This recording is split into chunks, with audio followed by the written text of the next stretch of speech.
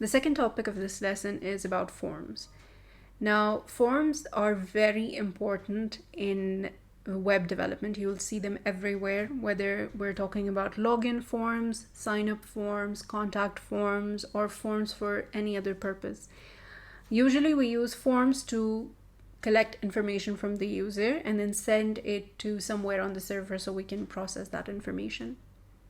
So in order to create a form, I'm going to create a new file called, let's say, form or login.html. Okay.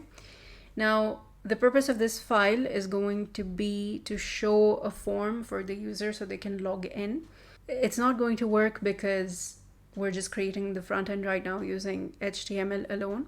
We're just going to create the design. Now, the first thing to do here is add the boilerplate code, change the title to login, and then within the body, we're going to create a form. So if you can guess at this point, to create a form, you will use the form element. Form element has an opening and a closing tag. So like I said, we use forms to collect information from the user, correct? So we have to allow the user to type some information so that we can collect it from them. In our case, we have the login form. So we want to take the user's, let's say, email address and password and allow them to try and log in to the system. I'll just add a heading tag here to signify that this is login.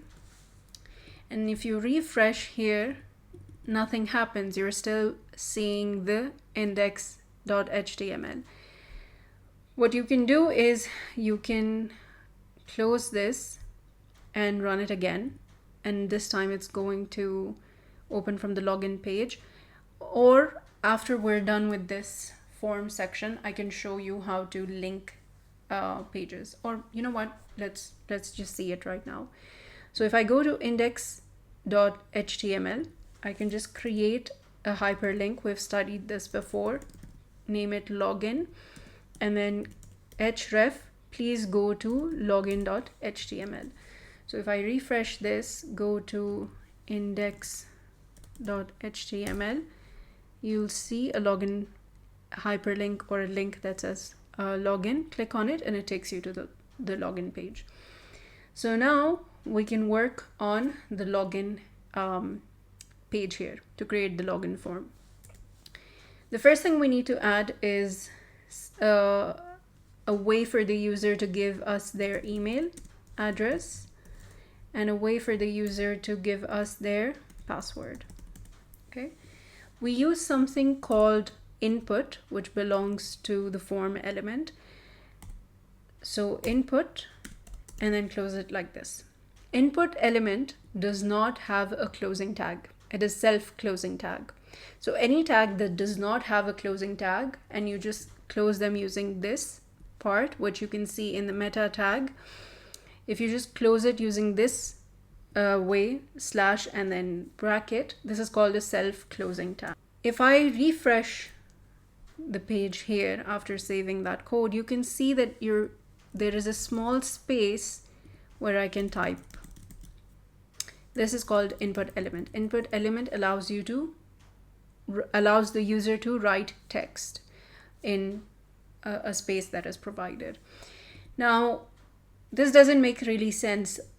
Just the blank space. I do not know what to write in this space. So what I can do is I can give this input element a placeholder. So there's an attribute called placeholder, and I can say enter email address.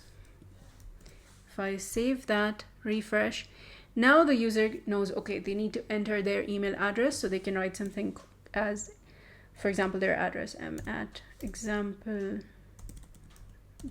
for example. So, and when you remove it, it goes back to enter email address. So this is one way. Now you can set the type of the input as well. So for example, right now it can take anything. I can even write numbers, I can even write text, I can write anything within. this, because by default an input is of the type text, so you can write anything in it. But if I want to limit it, I can create an input for, I can set the type for the input. Here the type in my case is going to be email. So there's an attribute that belongs to the input element called type, where you can specify what type you're looking for in this input element. And if you notice, there are many types. There is button, checkbox, color, date, all of that. In fact, I'll show some of them to you right now.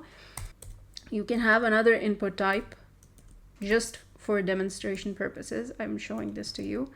You can have another type called date that will allow you to pick a date from a date picker. That's the date type. You have something called color. If you refresh that, you can click on it and it gives you a little color picker. You can use that as well. You have another type called time that allows you to pick a time. Just like you were able to pick date, you can pick a time as well. And there are many others. For now, let's just, or you can even use file. So if I refresh this, this will allow you to pick a file from somewhere on your computer. So there are many inputs. I recommend a website called MDN HTML, or you can even write input, for example. Go to input in MDN. This is basically the complete documentation of HTML that you can ever find, a very good documentation as well. So all the kind of types are explained here. You can go here and look and search for yourself and see what different types you want to try out.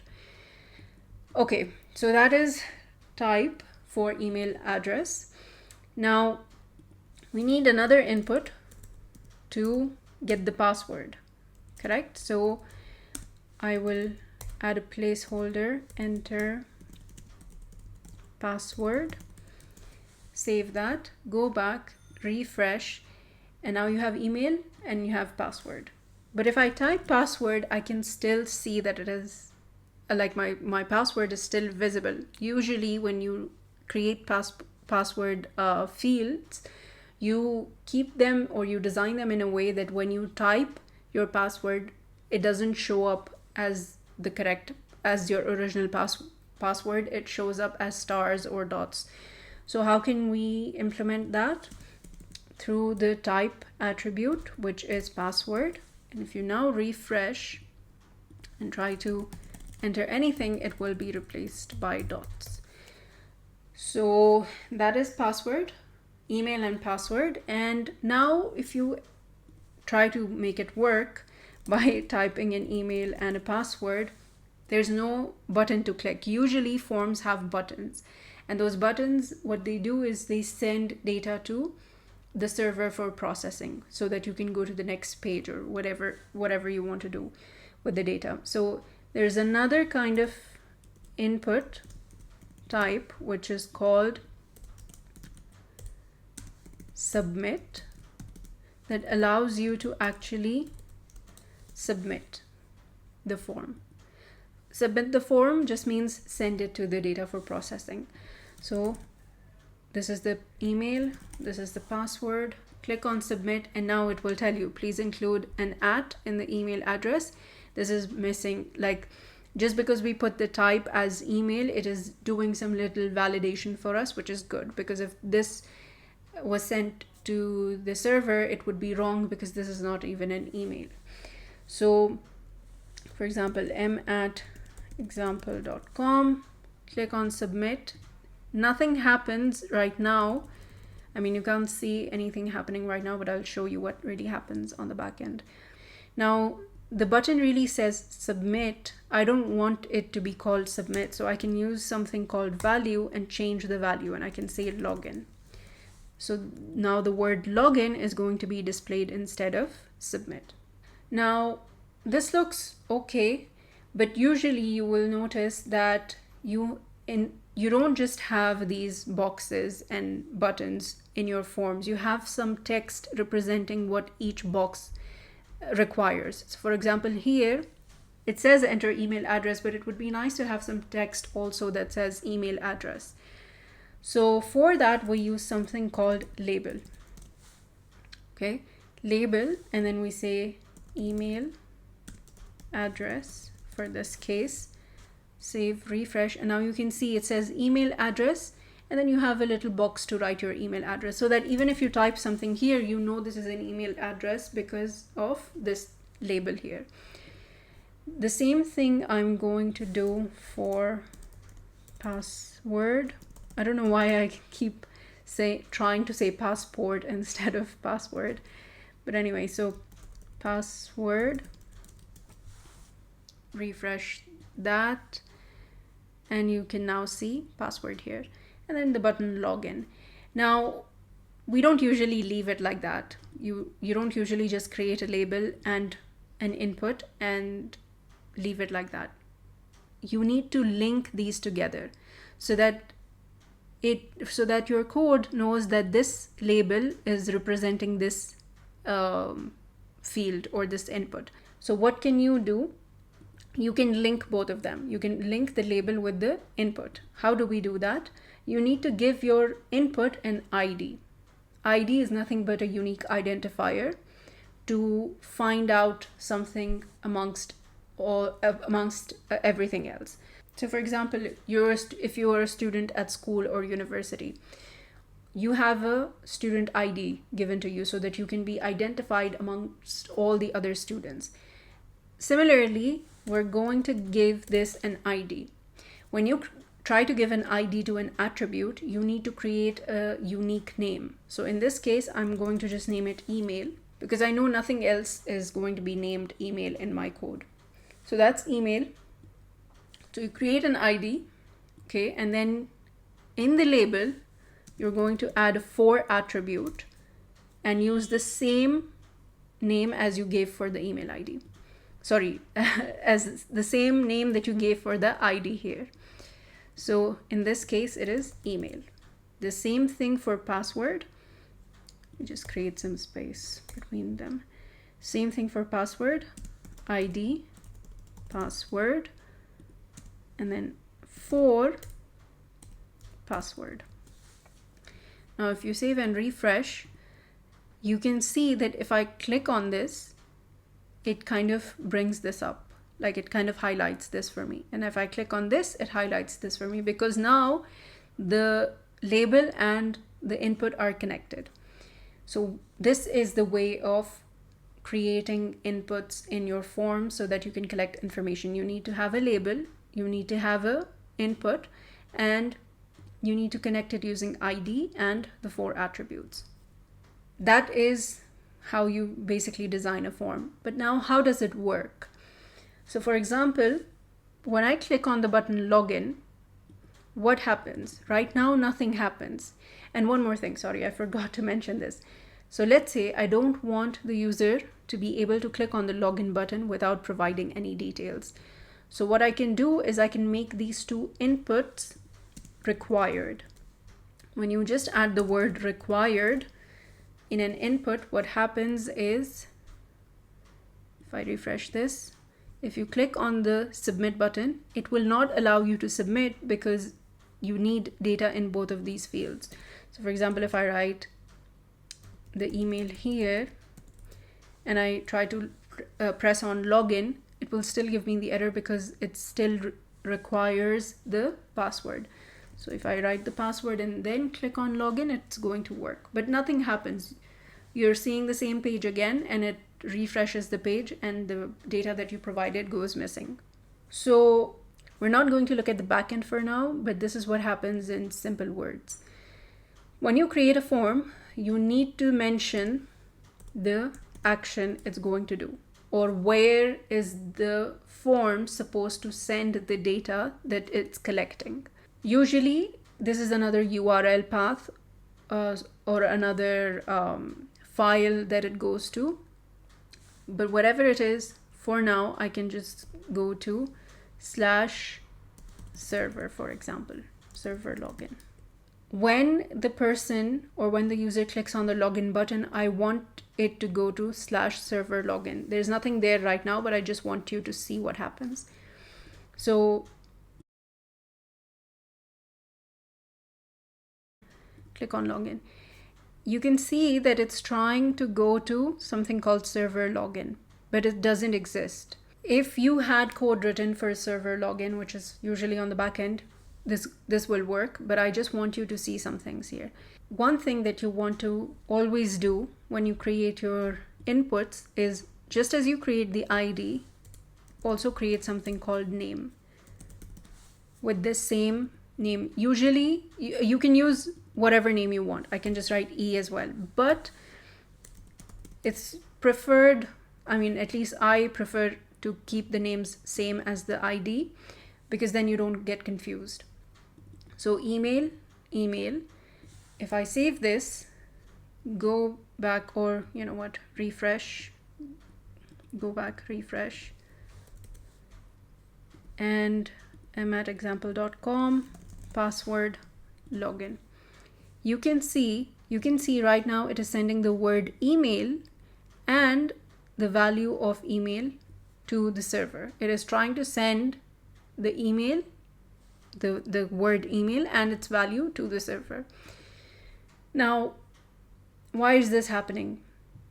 Because we added the name attribute. If you don't add the name attribute, it will not send the data. This is why we add the name attribute. We add the ID attribute to connect it for the label or other things within HTML, and we add the name attribute so that we are able to send this data across the internet to wherever it needs to go. And usually it is sent the same way. The name that you specified in the name attribute along with the value that the user gave you. For now, if I change here as well, if I add name attribute password, save that, go back, refresh, I'm at example.com, login. Now you can see it has sent email for me along with the email value, and which is just a way to join multiple values together, password, which was the name that I provided here, along with the value for password. So usually we don't do it this way because this is very, very insensitive in the way that it's sending information right now which is being completely visible. We don't usually send it this way, but I'm just showing you that this is one way of sending data to your server or somewhere else, the same data that you collected from a form. Now I've created the login form here for you, but I want you to try and create a sign up form from this same form, like change this, update this form to make a sign up form, or you take the name of the user along with their age and their graduation day, for example. When did they graduate, or when are they expecting to graduate from school or university? You get that information and you send it to the server. So when you click on login, when you click on the button sign up, because it is going to be called sign up for you, all that information should be sent in the URL. So I would suggest that you pause the video here, try it out on your own, and then come back for the result or come back for the solution. So I hope you've tried it on your own.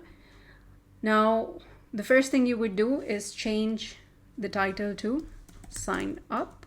Or actually, you know what? Let's create a new file because we're learning right now.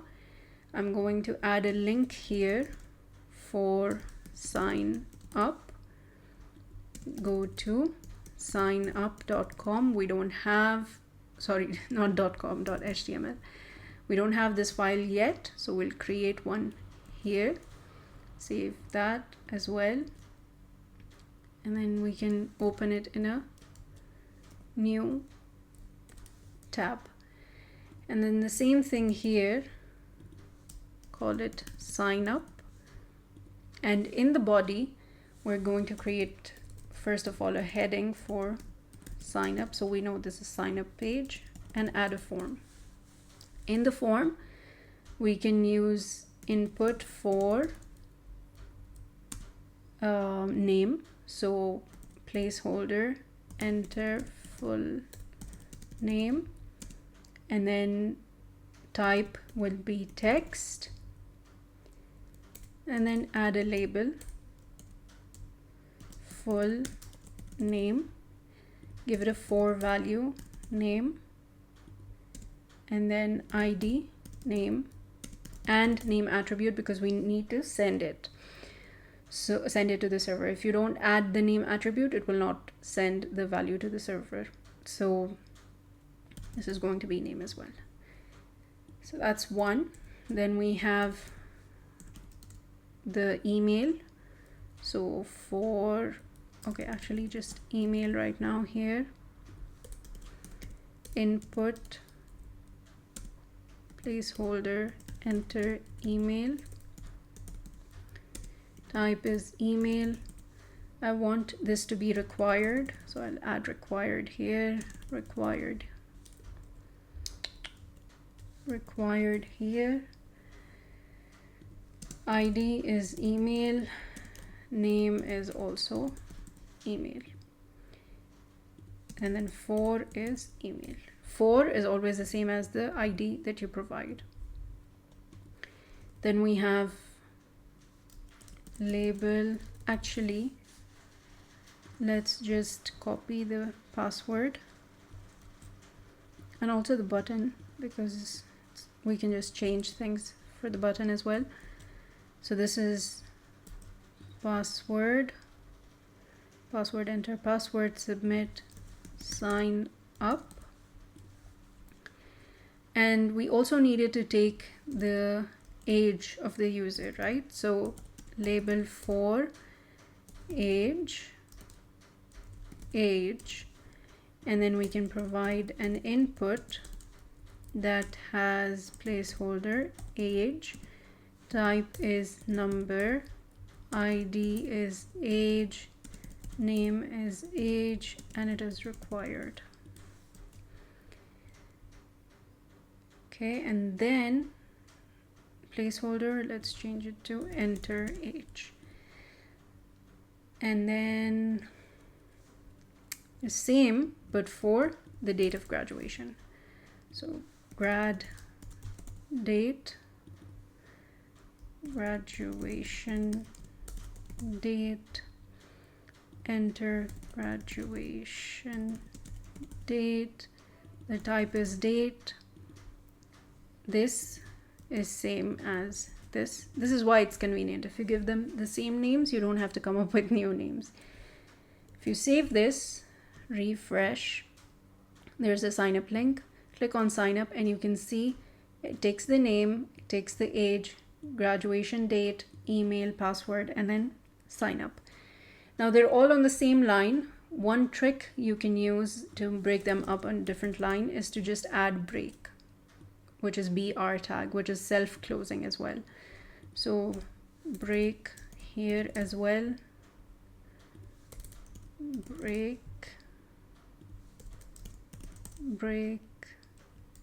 and then break, so the button is on the next line. If you refresh this, it's going to look like this. It's fine for now. You can add double breaks, so there's more space, but for now it's fine. So you can see I can add the name here, I can add the age, but 567 is not a good age. I mean, I don't think anyone is alive for that long in this century. So what you can do, one thing here, you cannot type any text here. In this input, you will not be able to type any text. This is because you've set the type of age to be number, so it will only accept numbers. You can even set minimum age should be 18, and the maximum age should be, let's say, 100. Okay, save that, and now I cannot write, I mean, I can. Why am I able to write this?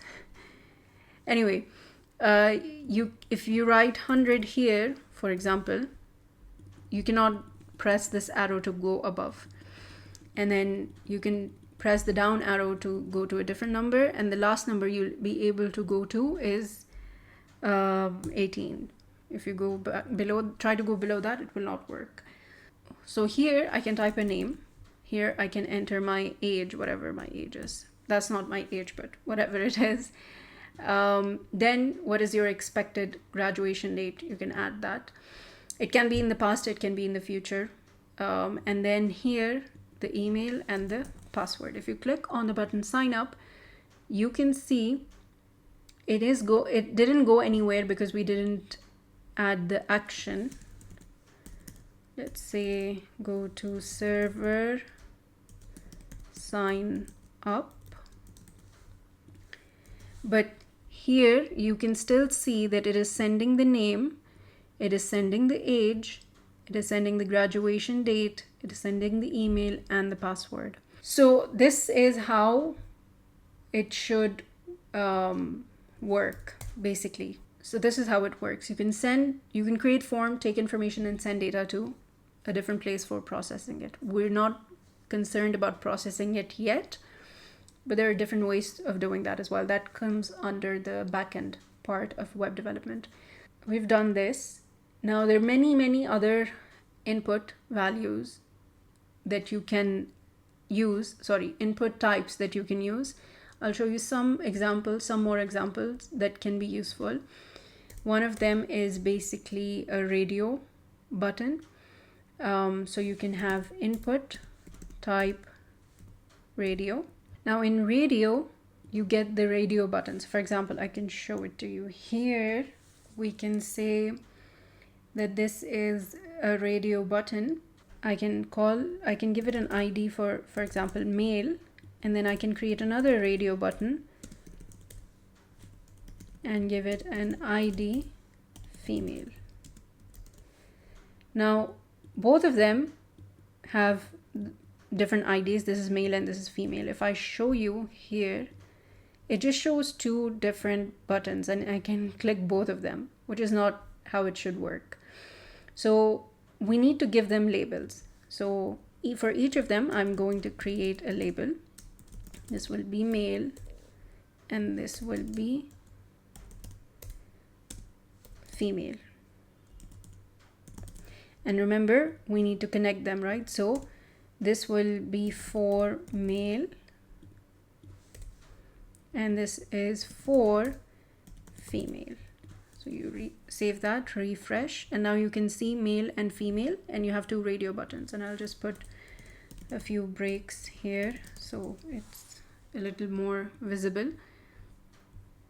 Now we have two radio buttons here, but then again I can click on both of them. This is not how radio buttons function. Your radio button is basically a few choices that you have and you can select one of them. And one more thing that I don't like is the title is on the left of the radio button. Usually the title is always, or the name for the radio button is always on the right side. So what we can do is we can shift the label after the input so that we can display the name after the button. So, and we can even put them on different lines. So if you refresh now, male and female, and I can just give it a little heading, gender. So gender should be male or female. That is too big. I can change it to H3, save that. Gender, male or female. Again, I can still click on both of them. How can I fix that issue? Now, when you create radio buttons, the ID has to be different for all of them. Male and female, I have two different IDs, but the name should be the same. So you know that only one choice is allowed. So for both of them, I'm going to give it the same name. If I refresh now, I can select male or I can select female. It's going to be either one. Okay. And if you add the data here and try to send it across using sign up, you can see gender is shown as on If we go back and add values, so for example, value for this is male and value for this is female, and refresh, go back, refresh,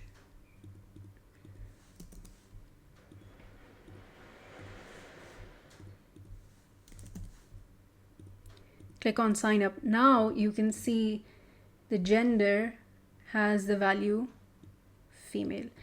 If you don't add the values for the radio button, by default, it's either going to send on if something was selected, or otherwise it will not send anything. If nothing was selected, then it will not send anything. For example, if we go back, refresh it, and send few information, click on sign up, you will see gender is missing because we didn't select anything.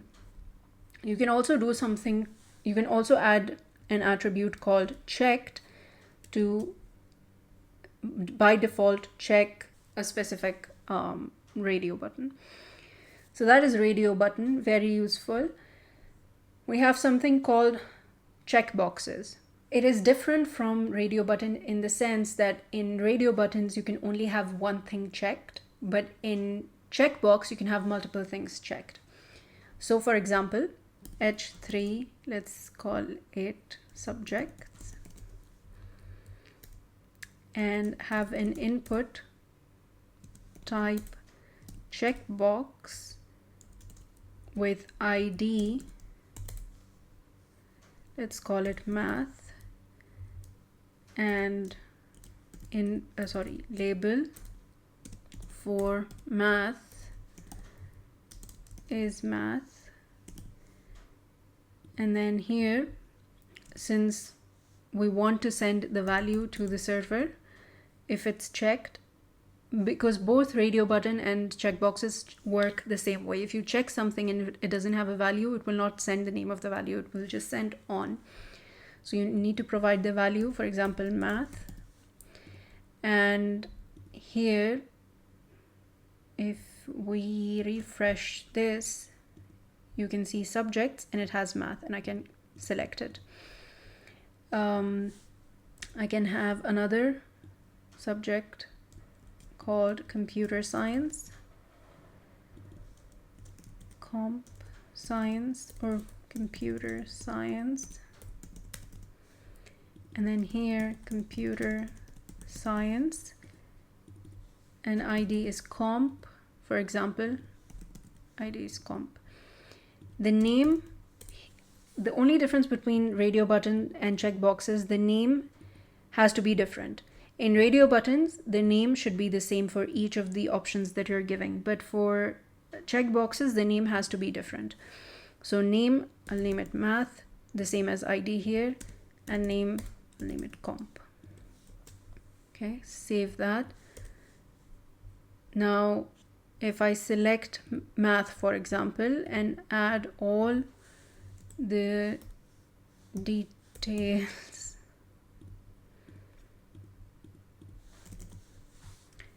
sign up, you can see after password there is gender, which is male, and math, which is math. There's a mistake here, sorry. Here you don't need to provide the value. The value only comes when you have same name for multiple elements. But here, because you have different names, you don't need to have the value attribute. Here also, I can get rid of it. And now if we go back, try it again for sign up, you can see math is on because math was selected. If I had selected computer science as well, it would also show on for that. So that's the difference between checkbox and radio button. Radio button, you have both, all the elements that you have for radio button will have the same name and you need to provide the values. And the way to send to the server is it will take the name is equal to whatever value you've provided. But for checkbox, since we can select multiple checkboxes by the way it is built, you don't need to provide the same name. they can have different names and you don't need to provide the value as well. Here also you can have a checked element that checked attribute that will have the input checked by default. So that is a checkbox. Now the final one that we will look at, because I think this video will get too long, is the drop down list. So instead of showing the subjects as checkboxes, actually, you know what, let's leave it as checkboxes. Let's change this. Instead of showing it as a radio button, the gender, I want to show it as a drop down list. For that, we have another element which is called select. Okay, if you save that, refresh, you can see it's a drop down, but it is empty because we didn't provide anything. So within the select, you have to provide different options. Okay, so for example, option 1 here is going to be male, and option 2 here is going to be female. If I save that, refresh, you can see it's a drop down. I have male and I have female. I can select either one. Now, a few things that you need to remember. You need to give this a name. So this is going to be gender. And here you can provide the value. You can say value male and then value female. Okay, I'll just get rid of some of the things. Actually, you know what? Let's just test it this way. So refresh. Now gender is male or female. And if I try to sign up,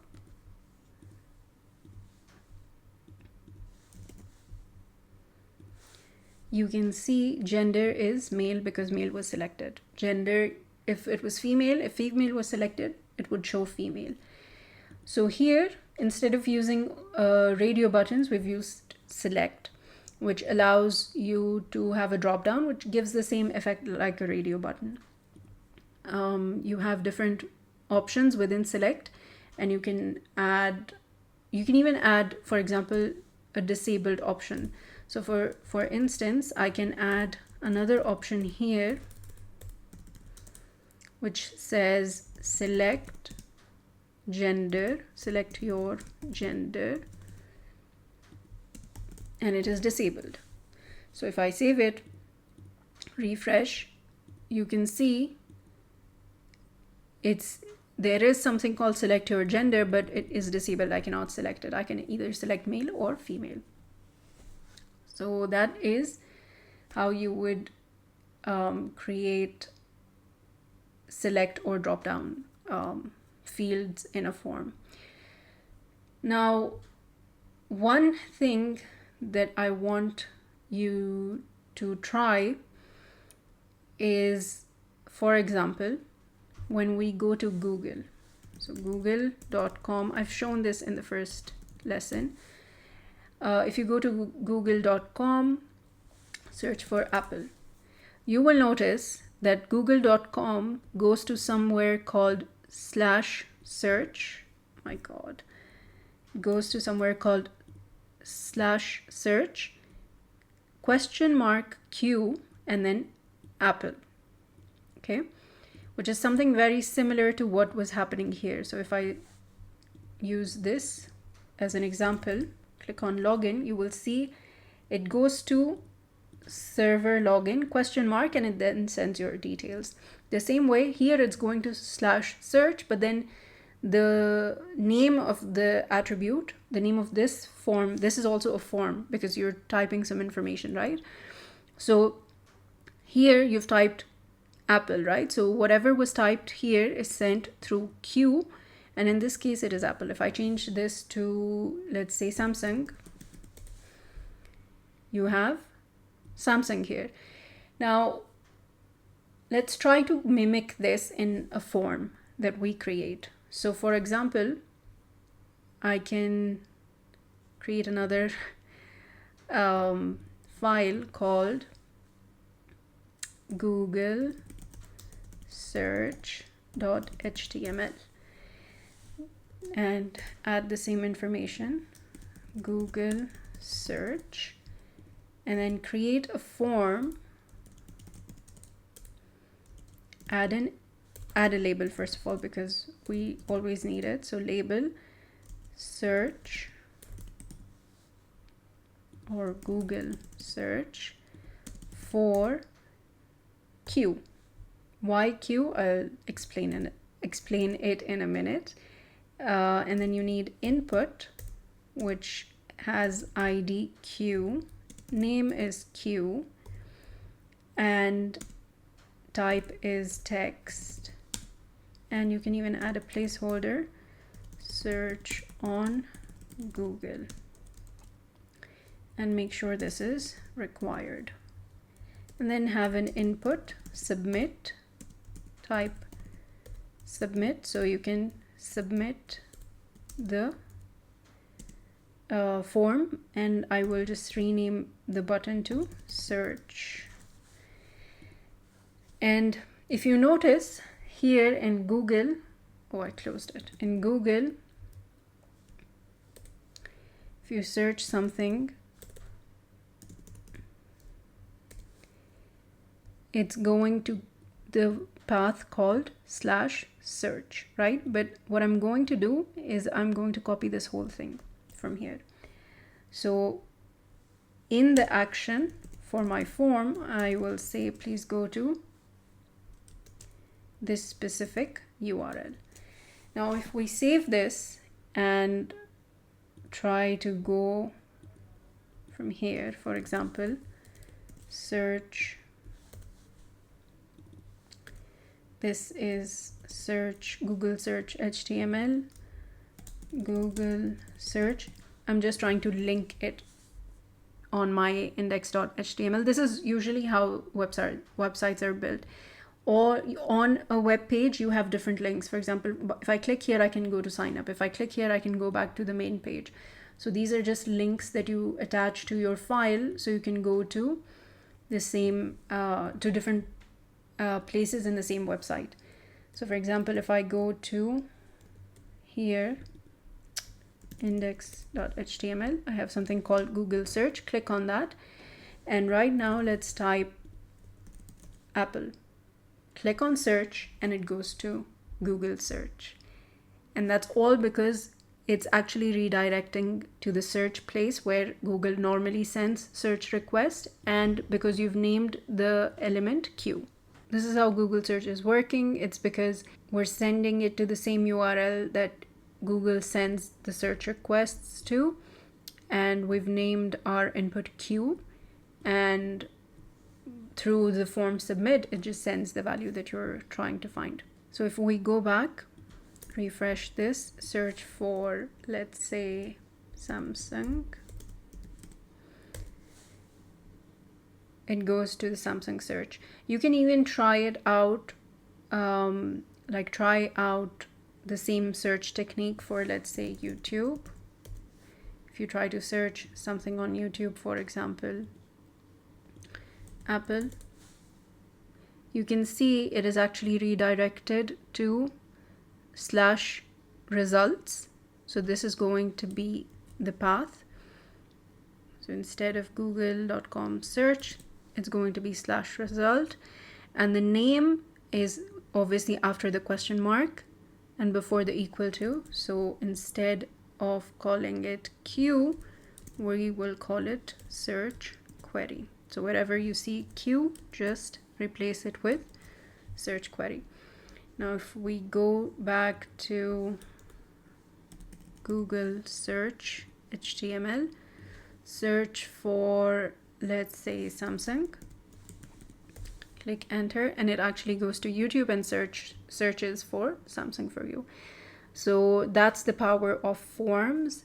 This is actually very basic because we're just relying on external written resources at the moment. But when you learn JavaScript and other backend technologies, you will learn how the other side of the form works, where we actually get the data from the form and process it for whatever task is required. So I think that's it for today. I will not start with the CSS yet because this video was too long. So in part 3, we will start with CSS and see the different ways we can style our websites. So yeah, that's it for today. I hope you enjoy the rest of your day and see you next time. Bye bye.